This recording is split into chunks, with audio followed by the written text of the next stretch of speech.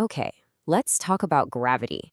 What if I told you our entire understanding of it might be wrong? We're about to dive into a radical new idea that says maybe the universe isn't missing 95% of its stuff. Maybe our map of reality itself is just broken.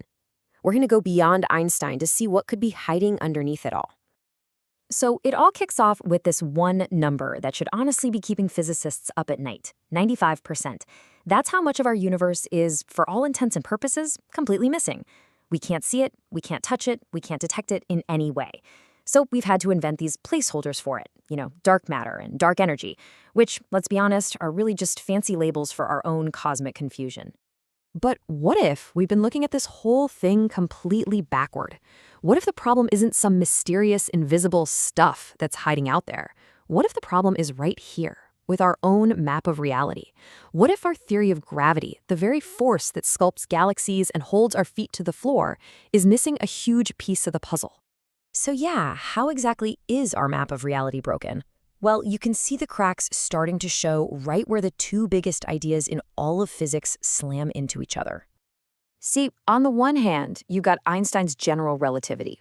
It's just beautiful.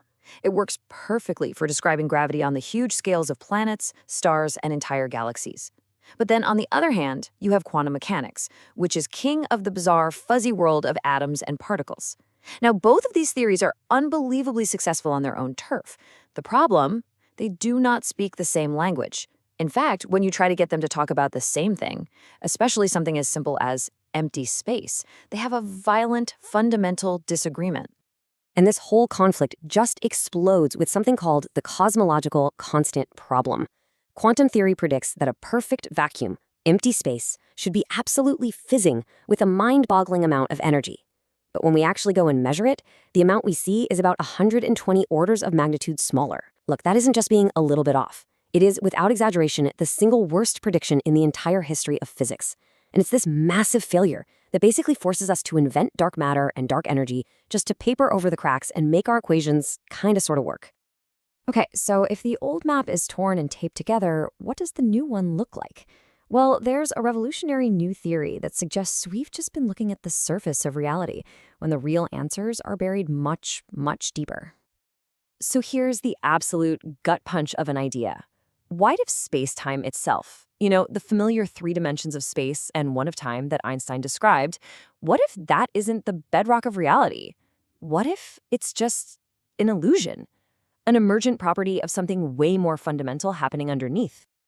This new way of thinking proposes that underneath the smooth fabric of space-time, there's this hidden, buzzing network of pure quantum information. The best analogy? Think about the screen you're looking at right now. The image you see, it's smooth, it's continuous, but you know that if you got close enough, you'd see it's really made of individual pixels. Well, in the universe, these pixels are tiny bits of quantum information, and they're all linked together by this weird quantum trick called entanglement. The geometry of space-time, the very thing we call gravity, just emerges from the patterns of how these bits are connected to each other. And that leads to a totally profound conclusion. Gravity isn't a fundamental force at all. It's what we call an emergent thermodynamic effect. It's basically the statistical outcome of this deep quantum network trying to maximize its own complexity, its own entanglement.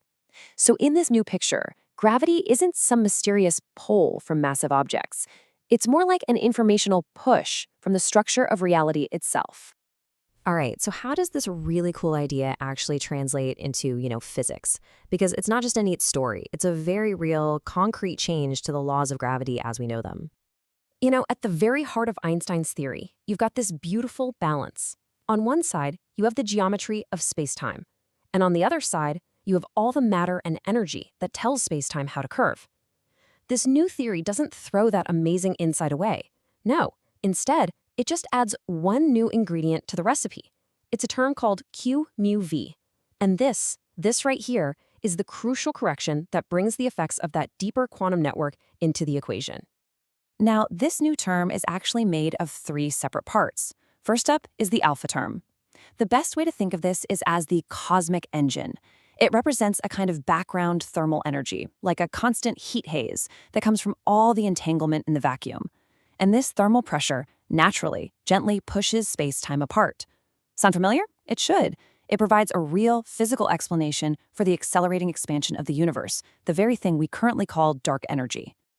Then you've got the beta term, which you can think of as the invisible hand. This part creates something called an entropy gradient in spacetime, which is basically a force that nudges matter towards regions that have more entanglement. Around a galaxy, this shows up as an extra gravitational pull on the outer stars, making them orbit way faster than they should. It perfectly mimics the effects we've been attributing to dark matter, but here's the kicker. You don't need a single particle of weird, invisible stuff to do it. And finally, there's the gamma term, the quantum grain.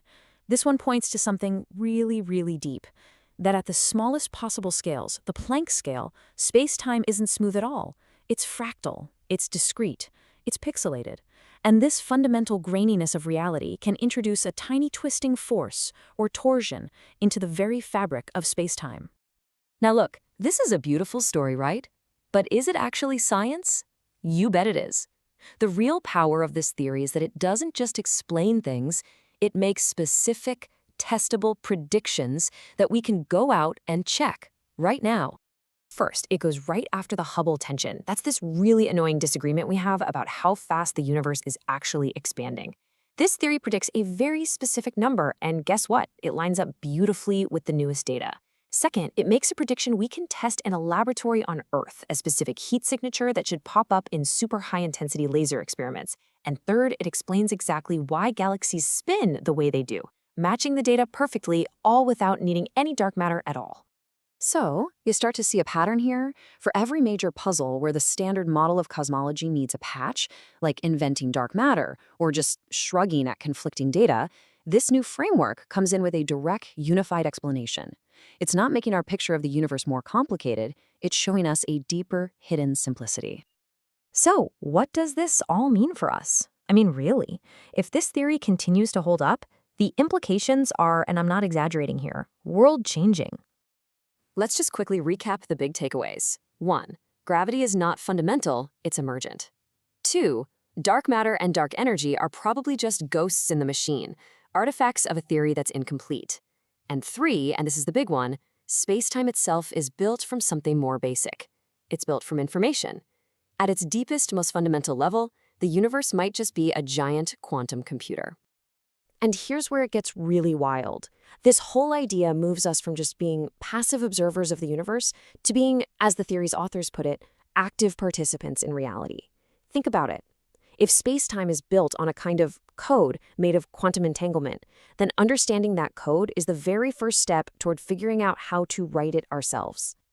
Which brings us to one last, absolutely mind-bending question.